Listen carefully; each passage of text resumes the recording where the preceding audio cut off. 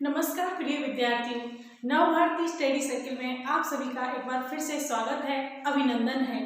हम ऑनलाइन क्लासों के माध्यम से स्टडी कर रहे हैं। तो स्टूडेंट्स, हम पढ़ रहे हैं, हमारी मनोविज्ञान की जो क्लासें चल रही हैं उसमें हम पढ़ रहे हैं। आज साइकोलॉजी की जो क्लासें हैं उसमें पढ़ रहे हैं लर्निंग क्या है, लर्निंग क्या सीखना ही है, ये भी हम पढ़ चुके हैं। लर्निंग से, सीखने से व्यवहार चेंज होता है, ये भी हम पढ़ चुके हैं। लर्निंग की थॉर्नडाइक द्वारा दी हुए कुछ मुख्य नियम यानी 3 मुख्य नियम और 5 गौण नियमों के बारे में हम पढ़ चुके हैं। अधिगम की कुछ डेफिनेशन जो प्रमुख जो मनोवैज्ञानिक हैं उनके द्वारा दी हुई हैं, उनके बारे में भी हम कुछ डेफिनेशनों की यहाँ से सूचना प्राप्त कर चुके हैं, यानी कि उन डेफिनेशनों को भी मैं आप तक पहुँचा चुकी हूँ।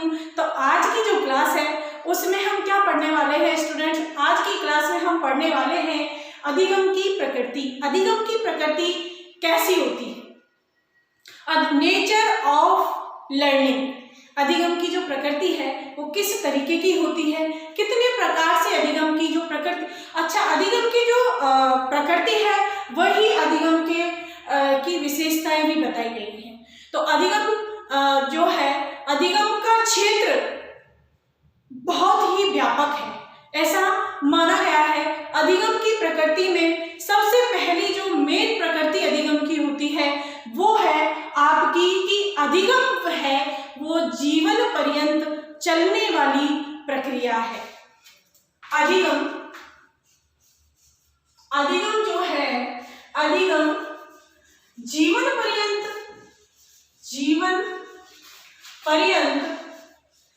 चलने वाली प्रक्रिया है। इसकी मेन जो प्रकृति है वो क्या है कि लर्निंग यानी कि सीखना जो है जीवन पर्यंत चलने वाली प्रक्रिया है। नेक्स्ट है अधिगम ज्ञानात्मक, भावनात्मक और क्रियात्मक प्रक्रिया है। अधिगम जो है, अधिगम ज्ञानात्मक,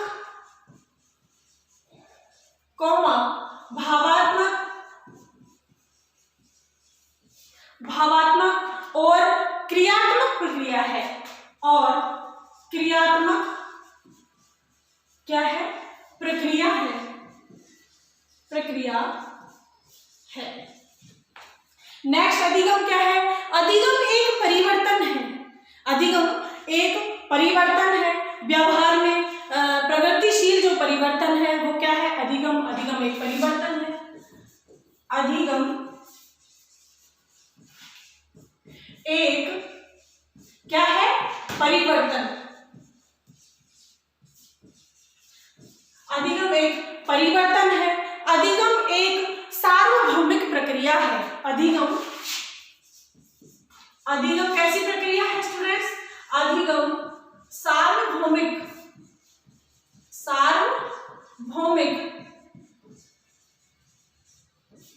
प्रक्रिया है। अधिगम जो है सार्वभौमिक प्रतिक्रिया है। ये सारी जो अधिगम की प्रकृति है उसके जितने भी पॉइंट मैं आपको पढ़ा रही हूँ स्टूडेंट, अपनी कॉपी में आप नोट डाउन कर लेना, क्योंकि अधिगम की प्रकृति में से जो क्वेश्चन आते हैं आपके सारे कॉम्पिटिटिव एग्जाम में आ ही जाते हैं। उनमें से ऐसे क्वेश्चन पूछे जाते हैं कि अधिगम एक परिवर्तन की प्रक्रिया है?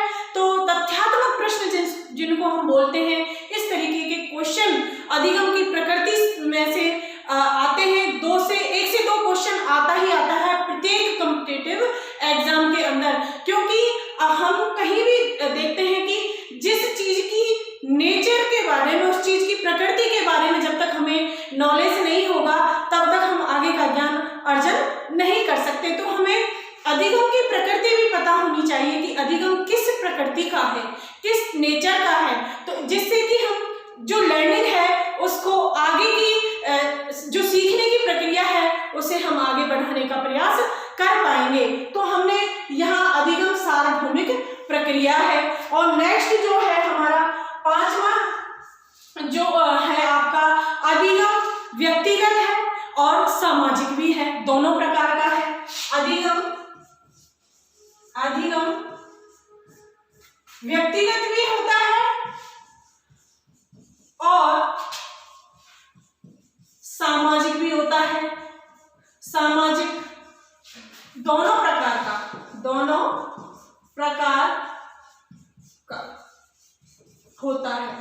अधिगम है वो दोनों प्रकार का होता है।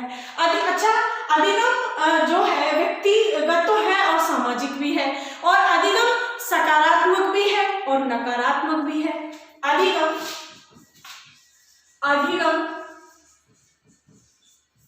सकारात्मक भी होता है, सकारात्मक भी और नकारात्मक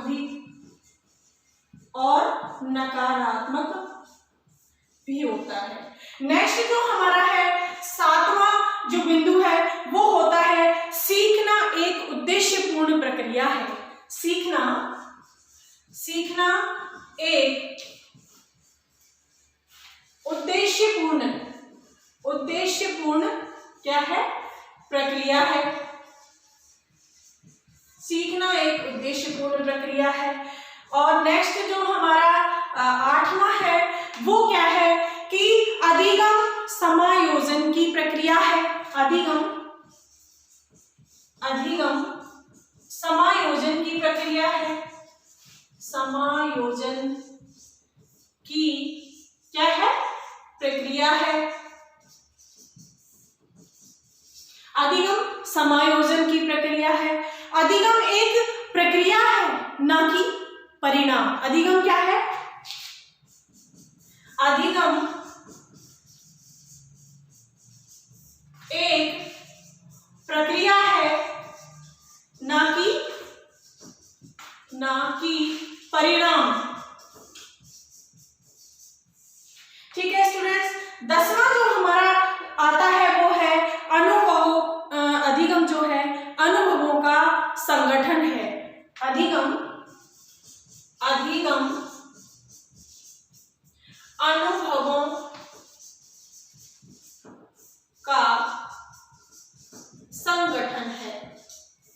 इसके अलावा और भी बहुत 3-4 ऐसे बिंदु हैं जिनसे भी ये अधिगम की प्रकृति को बताते हैं। अधिगम की प्रकृति एक तो सीखना, कुछ नया कार्य सीख करके कुछ नया कार्य करना, ये भी अधिगम की प्रकृति है। अब हम अधिगम की प्रकृति मैंने यहाँ पे आपको 10 बताई हैं। यदि इन 10 अधिगम की प्रकृतियों को भी आप याद रखते हैं तो आगे की चीजें अपने आप आपको अधिगम होंगी, यानी कि अपने आप आपके लर्निंग में आ जाएंगी। क्योंकि इस तरीके की चीजों को कुछ अनुभवों से सीखना, अनुभवों से भी लर्निंग होती है। तो इन चीजों को जब हम अभ्यास करेंगे तो हमें अनुभव भी आ जाएंगे, यानी कि हमें स्वयं भी पता चलने लग जाएगा कि ये भी अधिगम की प्रक्रिया हो सकती है। तो पहली प्रक्रिया मैंने बताई थी, अधिगम जीवन पर्यंत चलने वाली प्रक्रिया है। अधिगम लर्निंग जो है थोड़ी सी चीज को देख के ही छोड़ना नहीं है, ये हमेशा जीवन पर्यंत चलने वाली प्रक्रिया है। अधिगम ज्ञानात्मक, भावात्मक और क्रियात्मक प्रक्रिया है। अधिगम जो है ज्ञान से, भावों से, और जो इसकी ज्ञान और भावों से जो क्रियाएं होती हैं उनसे भी अधिगम होता है। अधिगम एक परिवर्तन भी है। अधिगम से देखिए स्टूडेंट्स, ये तो मेन चीज है। अधिगम से परिवर्तन होते ही हैं। नेक्स्ट आता है अधिगम सार्वभौमिक प्रक्रिया है। अधिगम जो है सार्वभौमिक प्रक्रिया है। ये सार्वभौमिक का मतलब यहाँ बताया है कि अधिगम जो है प्रत्येक जगह से हम ले सकते हैं। सार्वभौमिक है, प्रत्येक जगह हमें सीखने को कुछ ना कुछ प्राप्त होता है, सीखने को कुछ ना कुछ मिलता है। अधिगम व्यक्तिगत और सामाजिक दोनों प्रकार से होता है। यस, अधिगम जो है स्वयं से होता है और दूसरों से सीखने के लिए ज्यादा मिलता है। अब ये आपकी छवि डिपेंड करती है कि आप दूसरों से कुछ कहते हैं सकारात्मक सीखते हैं या नकारात्मक सीखते हैं। दूसरों से सीखने को जो मिलता है वो हमारे अंदर कहते हैं कि कंठस्थ हो जाता है, यानी कि घर कर लेता है। उसमें आप सकारात्मक सीखते हैं या नकारात्मक सीखते हैं, वो आपकी जो इमेज, आपकी छवि जो आप जिस तरीके की बनाना चाहते हैं उस तरीके का आप लर्निंग कर पाते हैं। नेक्स्ट है अधिगम समायोजन की प्रक्रिया है। यस, एडजस्टमेंट की प्रक्रिया कहाँ से आती है? हमारे अंदर सीखने से। जब हम कुछ सीखते हैं, अनुभवों से सीखें या हम किसी और से सीखें या हम किसी प्रयोग से सीखें या हम किसी के सिद्धांतों से सीखें, सभी प्रकार के आसपास की चीजों से जब हम सीखते हैं तो हमें एडजस्टमेंट की प्रक्रिया भी हो जाती है। नेक्स्ट है अधिगम एक प्रक्रिया है ना कि परिणाम। स्टूडेंट्स, अधिगम जो है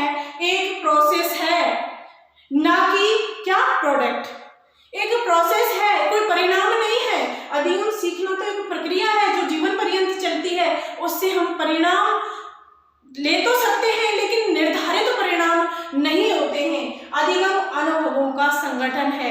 देखिए स्टूडेंट्स, अनुभवों का संगठन, वो अनुभव किसी भी तरीके के, किसी भी प्रकार के हो सकते हैं, उनका जो संगठन है वो भी क्या होता है, अधिगम होता है। अधिगम एक अनुमानित प्रक्रिया है, अनुमान लगाने की, निष्पादन करने की।